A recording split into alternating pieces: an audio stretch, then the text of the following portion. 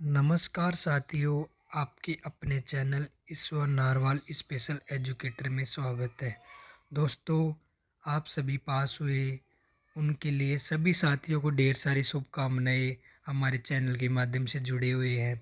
और जो साथी बैक आई है 1-2 नंबर से जो फेल हो गए, उनको निराशाजनक की कोई बात नहीं है। ये तो डिप्लोमा है, चलता रहता है, इसमें कोई बड़ी बात इशू नहीं है। देखो, अब दिक्कत तो उनकी है, जैसे रीट आ गई तो रीट में मान के चलो वो बैक आ गई तो ये प्रोसेस थोड़ा लेट चल सकता है, ये है। और बाकी अब जैसे किसी साथी ऐसे भी हैं, जैसे काफ़ी साथी ऐसे सर रिजल्ट दोबारा आएगा। दोबारा आने का मतलब ये है कि जैसे किसी साथी के मतलब कि थ्योरी के अंदर उन्होंने एग्जामिनर ने क्या किया, क्योंकि जो कंप्यूटर पर बैठता है उनको ने कुछ नहीं दिया, ना तो जीरो दिया ना एक भी नहीं दिया। तो उन वो साथी क्या करे? अब वो साथी क्या करे जो अपने मतलब कि और एक तो ये है जो भाई जिसके जीरो जीरो आ गई, और दूसरी बात क्या है जिसे एक्सटर्नल मार्क्स है, उन्होंने मतलब कि कुछ नहीं दिया इन्होंने। जैसे कॉलेज वालों ने मतलब कि बाय मिस्टेक से कॉलेज वालों से अपडेट नहीं हुआ एग्जामिनर से, एग्जामिनर ने। और प्रैक्टिकल बैक ये भी था, जो साथी मतलब कि पहले जिसकी बैक लग गई थी पिछले ईयर में और जो अब दे रहे हैं, उनका अपडेट नहीं हुआ, तो उनका अपडेट होगा तो उनका ही रिजल्ट आएगा, ना कि सबका आएगा। जिसका मतलब जिसके मार्क्स आ गए ना 15, वो 15 की 15 ही रहेंगे, रिजल्ट दोबारा जारी नहीं होगा।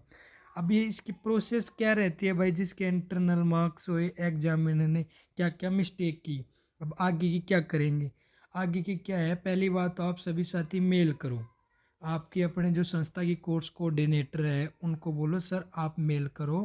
और आप सभी है ना, एक बार आप भी अपनी आईडी से मेल करना। दूसरी बात क्या है, आपके पास एक गूगल फॉर्म भराया जाएगा, जैसे आपके जो संस्था वाले हैं ना, टीटीआई आईडी पर आएगा वो, जो कॉलेज आईडी होती है उस आईडी पर वो गूगल फॉर्म आएगा। तो उसमें जैसे किसी के मिस्टेक हुई है तो गूगल फॉर्म भरना पड़ेगा, वो सबमिट करना पड़ेगा, तो आप उसमें फीडबैक देना होगा, वो आपको जो कोर्स कोऑर्डिनेटर है कॉलेज का वो बता देंगे, है ना साथियों। फिर अपन दूसरी बात क्या करते हैं, अपन ग्रीष्मार का मुद्दा उठाते हैं।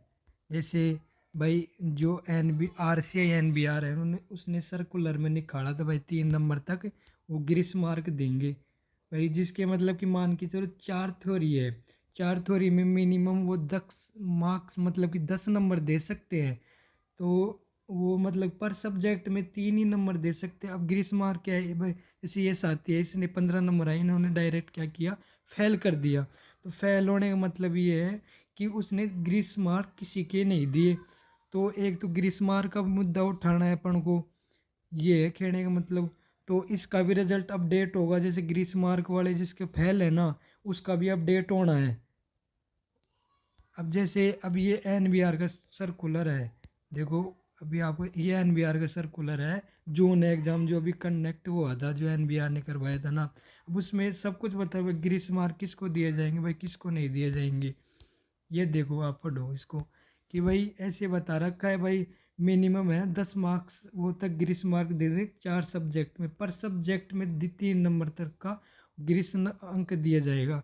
अब उसमें क्या करना है, आप सभी जैसे मेल करो, सबसे ज़्यादा तो मेल करना है भाई, ग्रीस मार्क का मुद्दा उठाना है अपन को। जैसे तीसरी बात ये है कि आप लोग ऐसे पूछ रहे हो कि सर रिवलेशन का रिजल्ट कब लगेगा। तो आप सबको बता दूँ, रिवलेशन का जो फॉरम है ना, वो मान के चलो आप 15-20 दिन के अंदर फॉरम देखने को मिल जाएगा, और आप इस फॉरम को भर सकते हो। अब आप ऐसे पूछ रहे हो कि सर कितने अंक तक वो पास कर दिए जाएंगे। अब मान के चलो किसी के 15 है, 14 है, मतलब कि 16 है, भाई 15 वाले को तो ग्रीस मार्क दे देंगे वो, ठीक है। और जैसे 14 वाले, जो 13 वाले हुए, 12 वाले, उनको क्या है मतलब रिवलेशन में वो कोशिश करेंगे, आप निखर जाओगे। और देखते हैं क्या होता है। आप है ना रिवलेशन का फॉर्म ज़रूर लगाना, आप रिवलेशन में 100% आप पास हो जाओगे। और वीडियो अच्छी लगी तो आपके जो साथी है, जो ग्रुप वगैरह बना रखी, उनके पास ज़रूर शेयर करें। धन्यवाद।